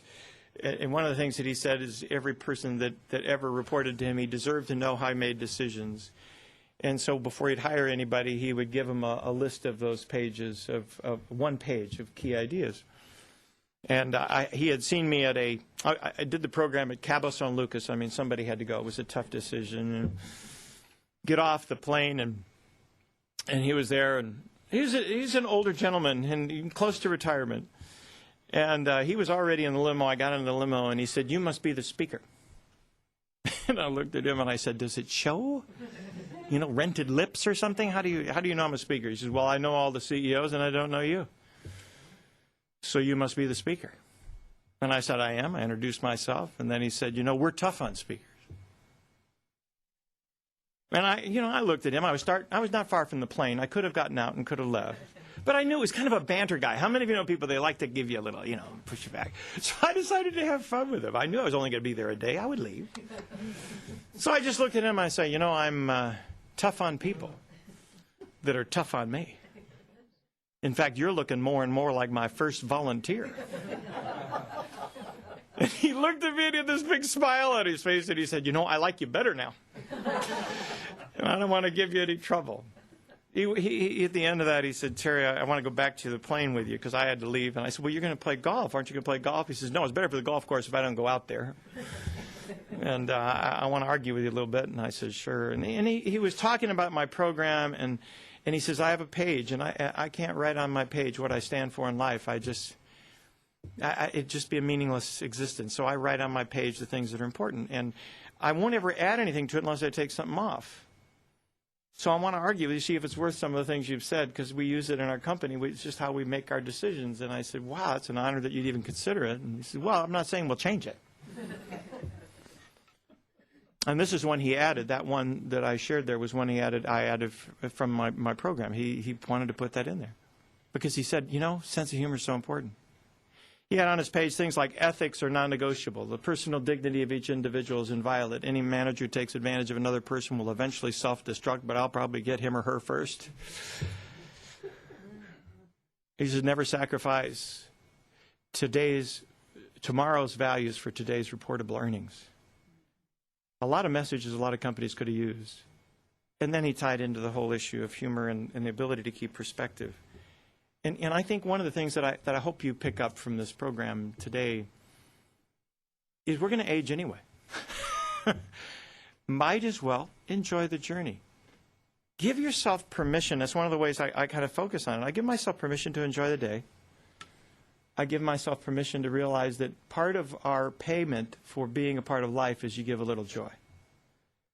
When you give a little joy to the world around you, it makes the ride a little more enjoyable for everybody else. There are some people who seem to major in the negative. And what I keep trying to focus on is the fact that we are blessed to live in a wonderful country. How many of you agree? I don't care where you choose to travel, whenever you come back home. There's something about being here that becomes very, very special. And you realize we have the ability and the freedom to disagree, the freedom to laugh, even at our presidents. And you know what? We make it through. The real challenge of all of what I've talked about today, take it seriously. I take my sense of humor seriously. I nurture it. I enjoy watching shows that are funny. I love reading books that have a little bit of sense of humor. And I'm looking with that eye of the loon for those examples in life which allows me to make every single day a little bit more enjoyable. This is the day the Lord has made. Let us rejoice and be glad in it. I hope you've enjoyed our little journey through optimism and humor as a tool that you can use and can appreciate in life. And I look forward to respond to any questions or either alternative comments from your own experience that you might have. But thank you very much for attending today and being a part of it. Thank you. Thank you for inviting me. I have one question, Doctor. Do you make house calls? Can I have you drop by the house a couple of times a week? Wouldn't that be fun? Yeah, I have had people sometimes tell me that very thing. It says, could you come with me? I think your humor will do much better than mine. I said, no, that's the journey. You find out what works, I love it. Any others? Are there any questions? Any comments other than hallelujah? Hallelujah. Thank you. I'm glad. Thank you so much, You Dr. bet. Paulson. Thank you very much. Enjoyed doing that. Thank you. At this time, we will move on to our next agendized item, which are our committee reports, and we will start off with Commissioner Loomis on reversed call program. Leonard? Mr. Chair, I would like to defer to somebody else, having to follow Dr. Paulson.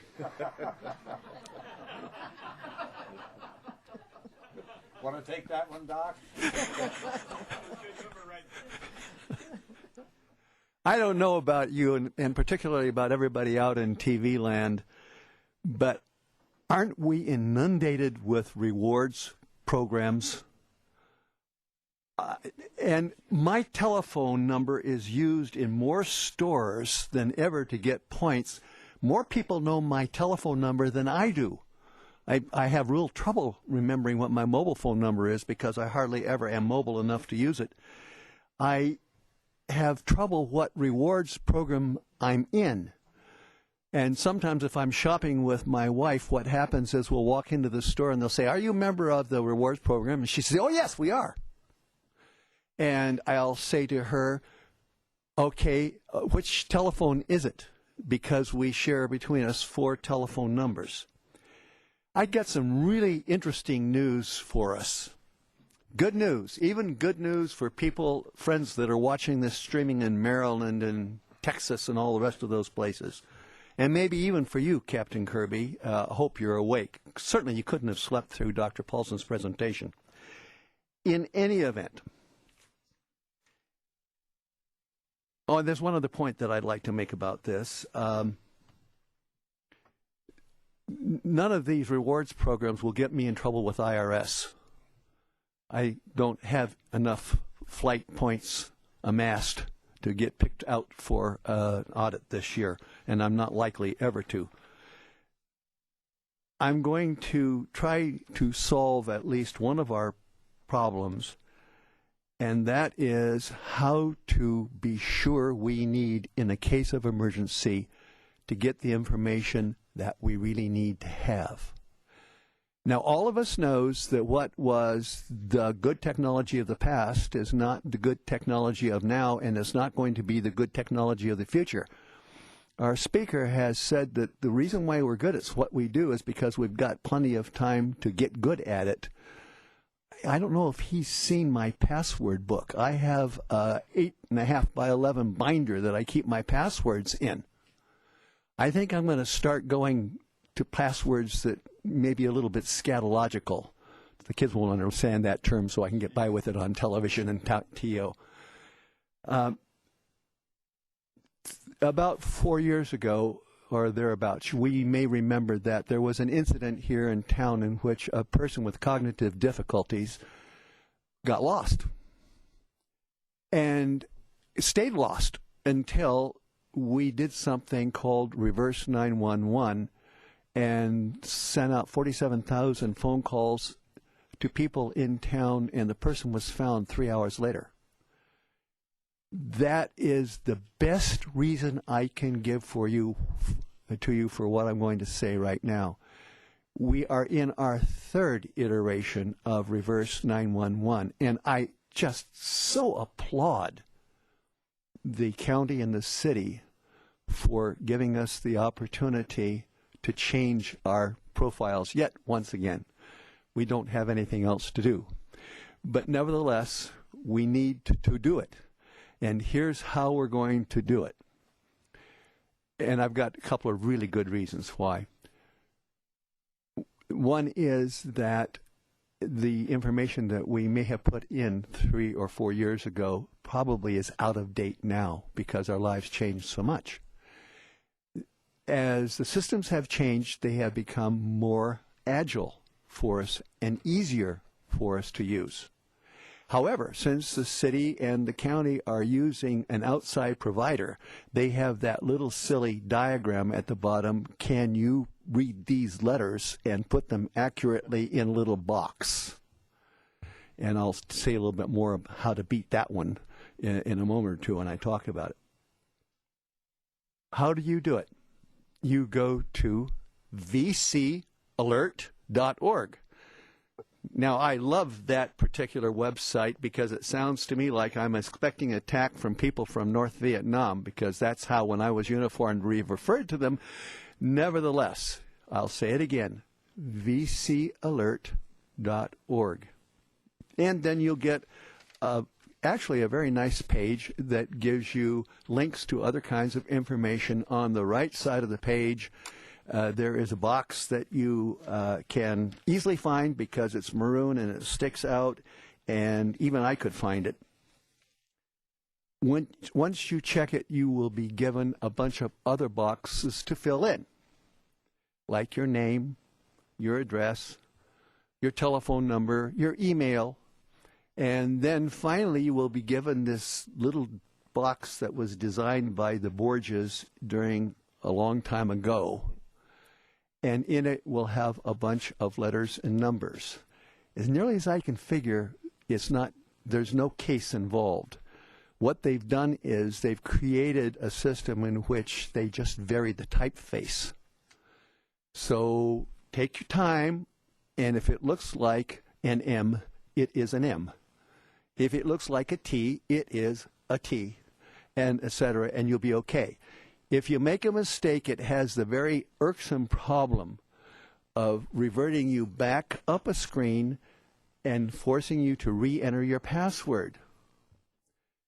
Now, this is where it makes sense for you to have a password that you can remember, and if it's scatological, nobody's going to see it but the machine, because guess what? It's got a whole bunch of asterisks, so the kids can't read it if they're going through your email. And in my case, that's really important because 2 of my children are lawyers. After you get all done, one other important thing. You have a chance to opt in or to opt out of certain categories. I chose to opt into the category of a utilities problem. Of course, in my case, and maybe in your cases, depends on what telephone you've got to get the notification on.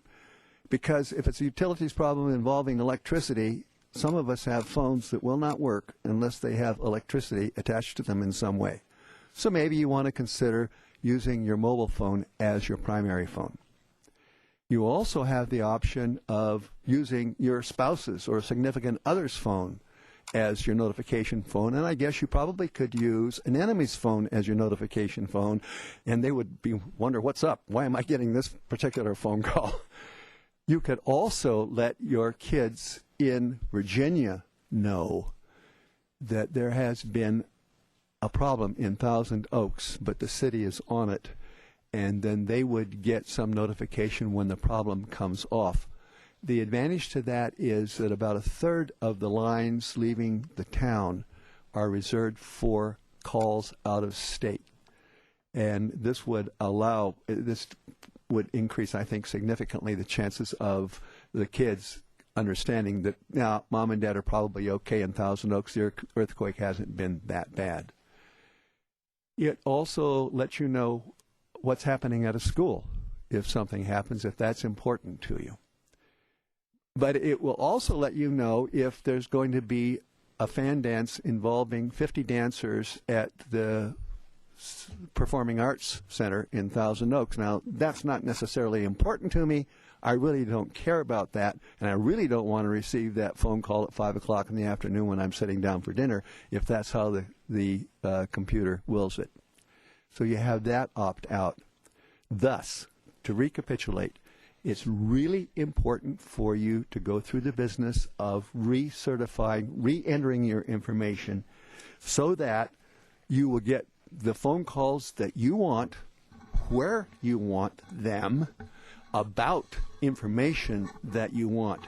When you get done, you have a chance to print something, and I urge you to print it out. It's not much. This is about, 10, 12 pages. I have now one whole wall of my office with binders that have things that are 12 pages long that are the operating instructions for things like VC Alert, how you change your password on DishNet, all of those really, really important things that count.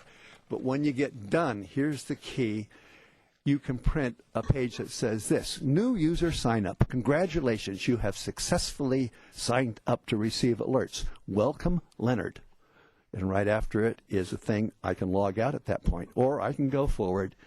It lets me know what my subscriptions are. In my case, emergency alerts and community alerts like utility failure, about me, and then there are 2 spaces, and I don't know if I left something out or not, or they don't have very much about me, but my name is there, what language I speak is there, and whether or not I have special needs.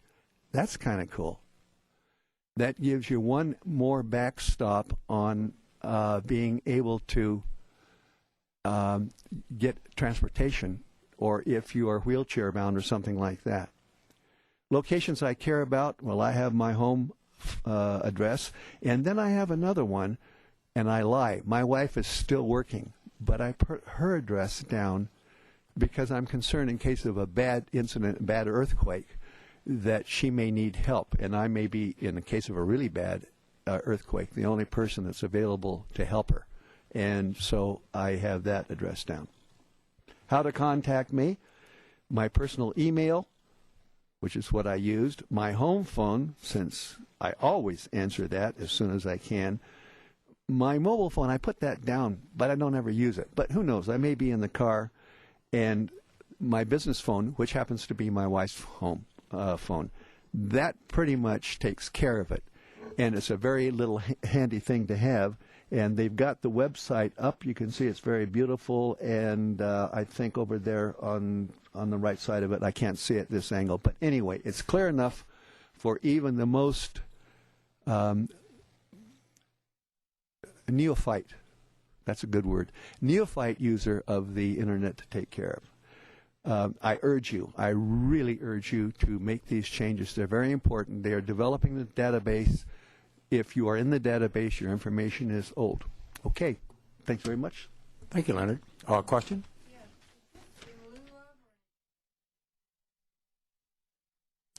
Thank you very much. The city of Thousand Oaks and other cities, and there are about 8 or 10, are all participating in this system now.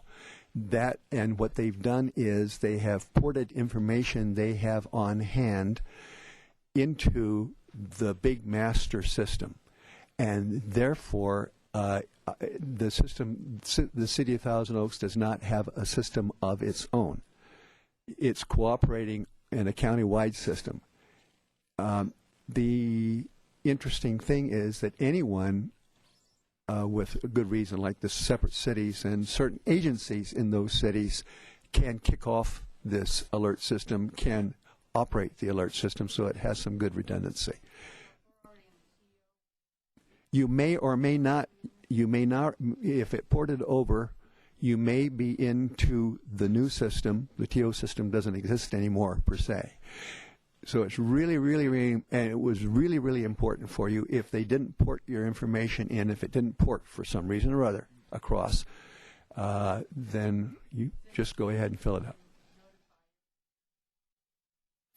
You would have thought so. That's how I would have managed it, but I have probably significantly more years underneath my belt than some of the folks making the decisions I've got. Yeah. Any other questions about that? Thank you, Leonard. All right, we'll move on to 6B, and that is our Senior Adult Master Plan Health Team Leader Report. Carol Freeman. Carol?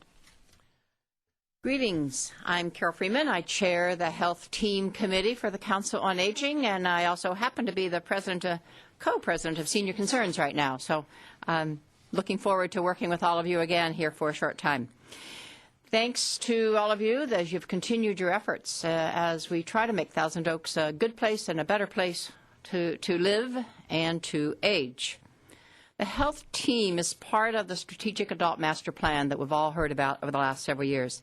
And our goal for our team is to contribute to and strengthen the well-being of residents, especially those over 55, by identifying issues or barriers that get in our way of aging well. Some examples and accomplishments over the last year or two are classes that we've done on active living every day, getting people who weren't used to moving a little bit again. Healthier Living, which was a series we did over at Goebel on how to help self-manage some of your chronic diseases. Working with the Ventura County Healthcare Agency as the new clinic is proposed and now under construction at the former Borders bookstore. Working with them to look at what services would provide for seniors in that healthcare clinic. And they've been most cooperative, as some of us have heard, and we will have some education rooms. They will work with us on resources and providing counseling and education there in the center for everyone, but especially for seniors. We've been exploring ways to provide additional nutrition information and access. And we've done classes on caregiver training or seen that they occur through other organizations. Not that the health team did all of these things. We just work with other organizations to ensure that they've done.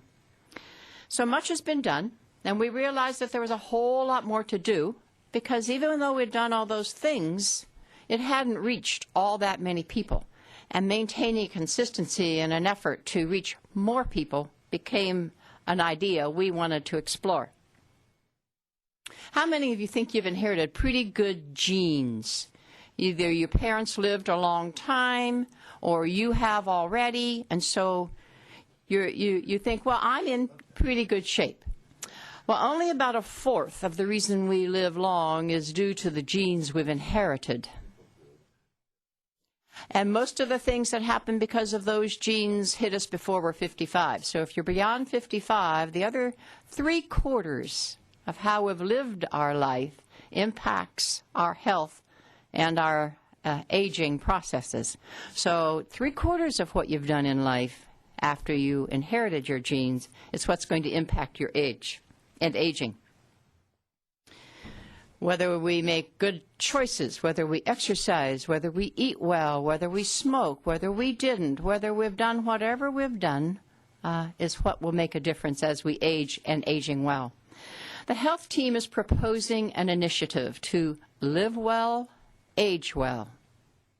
It incorporates concepts of nutrition. Yes, you can eat your way to better life. Some of us have eaten our way well past better life. And exercise, not pumping iron at the gym or wild and crazy yoga or Pilates, but just naturally occurring movement. As Terry said as he was talking, not only do you need to laugh, but you also need to keep moving as you age. Short walks, parking at the far parking space instead of the closest, walking up one flight of stairs, down two, anything you can do to keep moving. Walking over to your neighbors, walking to church, how far can you walk?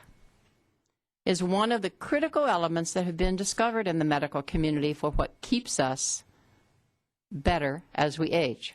Everything from preventing or managing better type 2 diabetes. Certainly we know about it as we relate to aerobic exercise for our hearts. If we only could give a pedometer to every single person in Thousand Oaks and have you all count your steps. There's actually a program starting through our healthcare agency to do just that. So I'm not asking that all of you tomorrow start walking the 10,000 steps a day that's recommended. I'm only saying that for a few days, maybe we could count our steps and add 100 to them each week. Our goal is to try to create, in this live well, age well idea that we are exploring, an exciting support system, citywide, to add to your motivation to live well. It's ageless, or better yet, it's all ages. We hope that it is neighborhood-based, maybe with some competition. We are in the infancy of this idea. We are seeking our partners, but we know we will make it happen. We know we can make it happen. So I just wanted to introduce to you now what you will be hearing maybe from the health team in this next year and maybe from many others in our community the year after that. Live well, age well. Remember, that's all it takes. Thanks, guys. Thank you, Carol. All right. We'll move on to Agenda Item 7, Liaison Reports. David? Yeah, I know. Nancy, did you go to the VC AAA recently, or was Nick not here? Yes, I did You want to take go. it? We are not meeting in February. Our next meeting is March. In January, we mostly went over budgeting things. How will they be affecting the county? Shortfalls in money for senior services and such things as that. But I think most of us are aware of those already. So All right. that's Well, it. We'll meet again in March. All right. Very good. So look forward to hearing how the effects are going to end up then. Okay. Moving on to Retired Senior Volunteer Program. Marty, you got something for us? Sure. The RSVP, once again, is going to provide income tax preparation services for senior citizens, which are defined as anyone over 60 years of age at any income level, or also to persons who are below the age of 60 who have incomes of less than $50,000. Program started today. This is the kickoff day at the Newbury Park Library. It was from 9 in the morning till 3 p.m., so I'm unhappy to tell you you're too late. But do not worry about it, because we'll be there every single Wednesday from now until April 11th, 9 to 3. Then on Thursday and Friday, we're at the Global Senior Adult Center, on Thursday from 9 to 4, and Friday from 9 to 3. And that'll run until Friday, April 13th. I wouldn't advise coming on Friday the 13th. Probably should get there the day before. Usually it's crowded sometimes in the morning, but afternoons are usually pretty light. No appointments are taken. It's first come, first served. And viewers, I probably don't have to tell you what to bring, but I will anyhow. You should bring a photo ID and your Social Security cards. If you're filing a joint return, we would like you both spouses to show up. Bring your Social Security benefit statement. Bring your any W-2 forms or 1099 forms that you've received. If you have a mortgage, bring that statement from the bank, the 1098 form. It would be nice if you could bring a copy of last year's tax returns. If you're planning to have your refund sent directly to your bank, it will need the information that's on your bring a check with you. And let's see. We will do just about any tax return, except we do not handle rental property income. Otherwise, we pretty much take care of anything else. That's it. Very good. Thank you, Marty. It is tax time, and it is taxing for all of us. So, nice going. Nice going.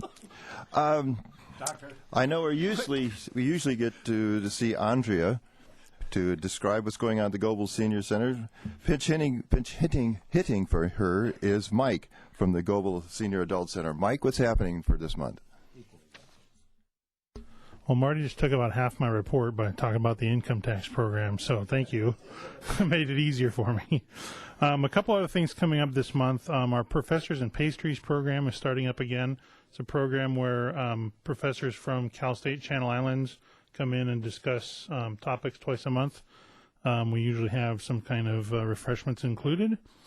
Monday of next week on the 6th is going to be Super Sub Day. The Marquee Cafe is being sponsored by Senior Helpers of Westlake Village, and they're going to have Jersey Mike's subs, chips, and our fantastic salad bar. So come on over and get pre-registered to get in line for that. The Meaning of Opera and the Fun of It starts again this month. They're going to be there on the 6th and the 20th. Something brand new. It's called the Global Gallery. Marquee Cafe, we've installed a railing system to hang artwork, and a lot of our in-house art classes and artists have provided, I believe, we're up to 17 or 18 pieces of art that are going to be hanging in the gallery for people to come and peruse. And we're actually also going to have on February 8th a Meet the Artist come meet them and refreshments and whatnot. So it'll be from 5 to 6:30 on the 8th. We are currently taking applications for our commission. That'll go on through this month. We have a joint replacement seminar on February the 15th, talking about knee replacements. Dr. Bashner will be coming and presenting on that. We have a seminar on the new Regional Art Museum of the Canal Valley on February 20th. Seminar about Alzheimer's and support for those who have it, deal with it, support it, care for those who do have it. Also, our qualifying tournament for the Teens versus Senior tournaments coming up at the end of the month. And then the winners of that tournament will go on and face the teens from the Teen Center in March.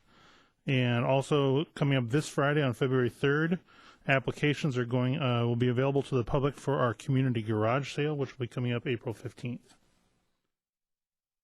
Any questions? Mike, this isn't a question, but you're talking about the art, and I just started my first real class I've ever taken at Goebel, and I'm in that class that they provided the artwork, and the artwork is beautiful, so stop by and see it. But the class is super fun. I mean, I've not taken one before, so I couldn't tell people. It's really fun, and the teacher is excellent. So these programs that you guys offer are great to go in, and people can have a place they want to go, and it's a good way to spend your morning. So just wanted to say that. Very good. Thank you, Mike, for being a designated hitter for Andrea. Thank you. No problem. All right. Moving on to commissioner comments. Speak now or forever hold your peace. Oh, Nancy, how unusual. How funny, too, right?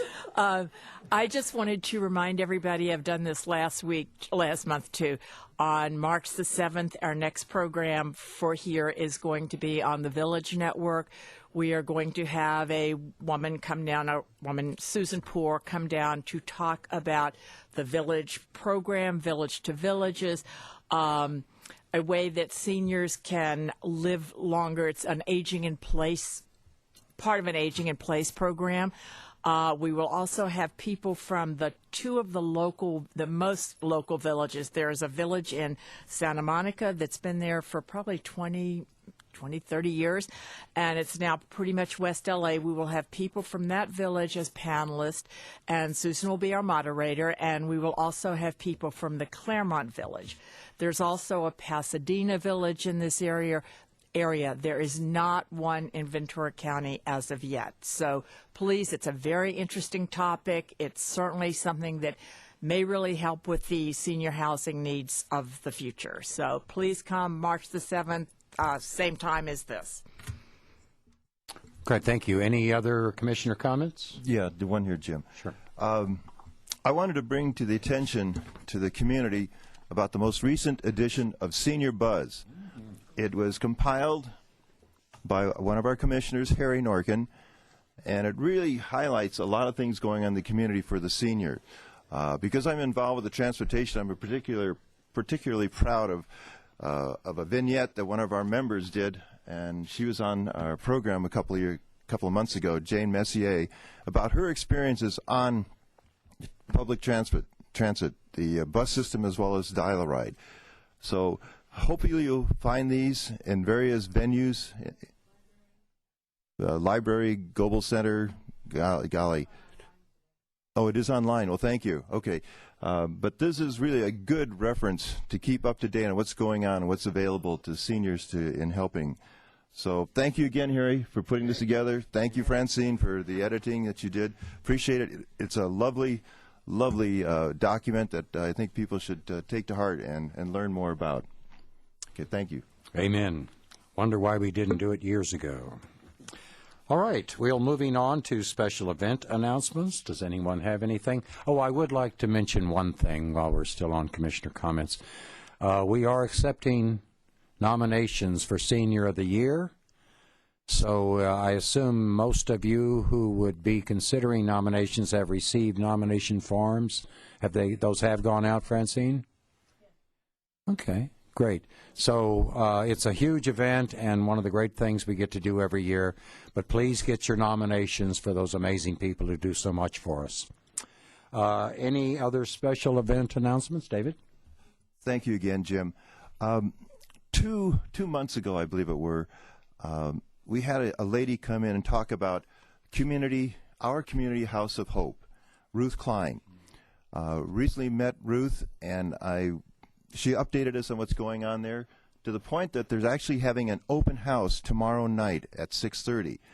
The House of Hope is a hospice for folks who don't really have any other facility or support group. These are folks who maybe family is no longer in the area or other reasons. And this is one of the first of its kind here in the state. There's only one other one up in Santa Barbara. But they are looking, as I said, they're having an open house so that people can come and better understand their attitude, and what they're trying to do.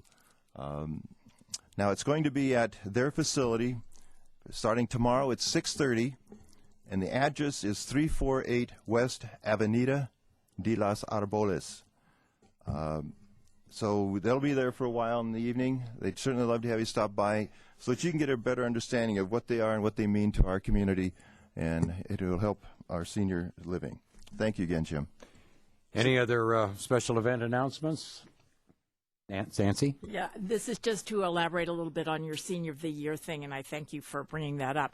It will be June 7th. It will be at Goebel, like it always is in the evening. And if you know somebody or you volunteer with somebody, you work for an agency, a church where they do volunteers, please ask them to nominate. The person does have to be nominated by the group for which they volunteer. It is so critical to give acknowledgement to the people, even if they don't want it. It's really nice to let them know how much they appreciate it. So please, please urge folks that you may volunteer with to nominate somebody for Senior of the Year. Very simple process. We can tell them if they can't figure out exactly what it was, but it's really worthwhile to take the time. Thank you, Jim. Any other comments? This meeting is adjourned.